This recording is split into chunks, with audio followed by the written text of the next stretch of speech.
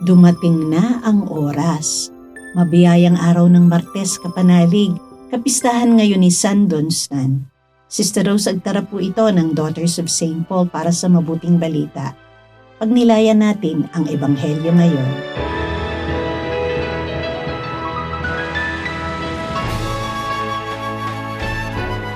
Tumingala si Jesus sa langit at nagsalita, Ama, sumapit na ang oras. Luwalhatiin mo ang iyong anak upang makaluwalhati sa iyo ang anak. Ipinagkaloob mo nga sa kanya ang kapangyarihan sa bawat tao at gusto mong pagkalooban niya ng walang hanggang buhay ang lahat ng bigay mo sa kanya. Ito naman ang buhay na walang hanggan, ang kilalanin ka, ang tanging totoong Diyos at ang sinugo mong si Jesucristo. Niluwalhati kita sa lupa. Ginanap ko ang trabahong ipinagawa mo sa akin. At ngayon, luwalhatiin mo ako, Ama, at ibigay sa akin na katabi mo ang luwalhating akin sa tabi mo bago pa man nagkaroon ng mundo. Ipinahayag ko ang pangalan mo sa mga taong kinuha mo sa mundo at ipinagkaloob sa akin. Iyo sila at sa akin mo sila ipinagkaloob at tinupad nila ang iyong salita at nakilala na nila na sa iyo galing ang lahat ng ipinagkaloob mo sa akin. Talaga, ipinagkaloob ko sa kanila ang mga salitang ipinagkaloob mo sa akin at tinanggap nila at kinilalang tunay na sa iyo ako galing at naniwala sila na ikaw ang nagsugo sa akin. Ipinagdarasal ko sila. Hindi ang mundo ang ipinagdarasal ko, kundi ang mga ipinagkaloob mo sa akin dahil iyo sila. Iyo ang lahat sa akin at akin din naman ang sa iyo at naluwalhati ako sa kanila. Wala na ako sa mundo, ngunit nasa mundo pa sila habang papunta ako sa iyo. Amang banal, ingatan mo sila sa ngalan mo na ipinagkaloob mo sa akin upang maging isa sila gaya natin.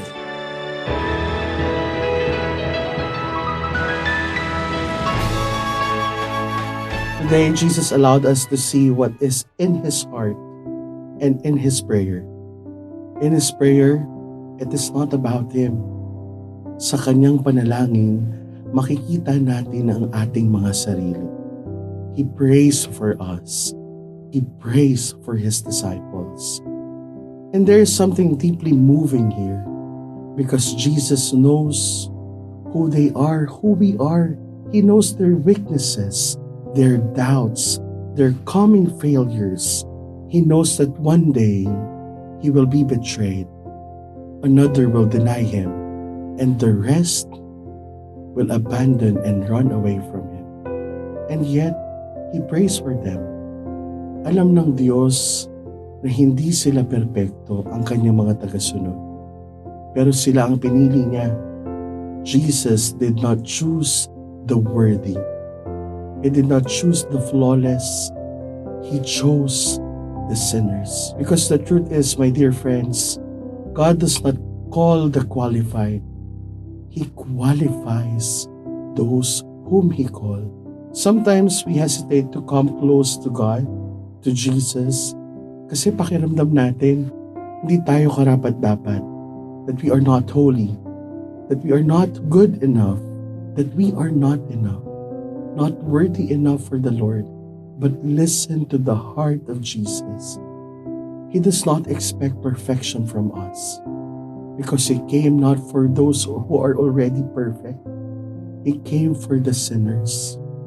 Hindi para sa mga magagaling na, kundi para sa mga nangangailangan. Hindi para sa mga banal, kundi para sa mga sugatan, sa mga pagod, sa mga naghahanap. He came for us, for you and for me. All He asked us is this: come near me, remain in me, stay with me. Manatili ka lang sa Kanya because our perfection is not something we achieve. It is someone we receive. And that someone is God, no other than God Himself. So today, do not be afraid of your weakness. Do not hide your brokenness. Instead, bring it to Him. Offer it to Him.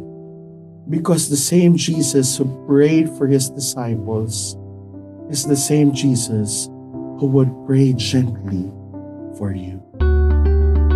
Mga kapanalig, maraming salamat po sa inyong suporta sa aming misyon, lalong-lalo na sa mga sumusunod na sponsors.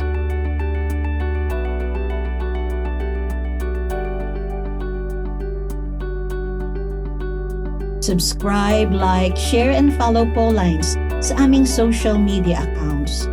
Patuloy po kaming humihingi ng inyong tulong upang maipagpatuloy ang programang ito. Maaari po ninyong ipadala ang inyong love offerings at donasyon sa aming donations channels. Makakaasa po kayo na kasamang lagi ang inyong mga intensyon at kahilingan sa aming panalangin araw-araw. Ito pong muli si Sister Rose na nag-aanyaya sa inyong manalangin. Sa iyong pagkabuhay muli, Panginoong Hesukristo, binigyan mo kami ng bagong pag-asa at pinalalim ang aming pananampalataya. Panibaguhin mo kami upang masigasig naming maipalaganap ang mabuting balita ng may kagalakan at kapayapaan. Amen. Alleluia.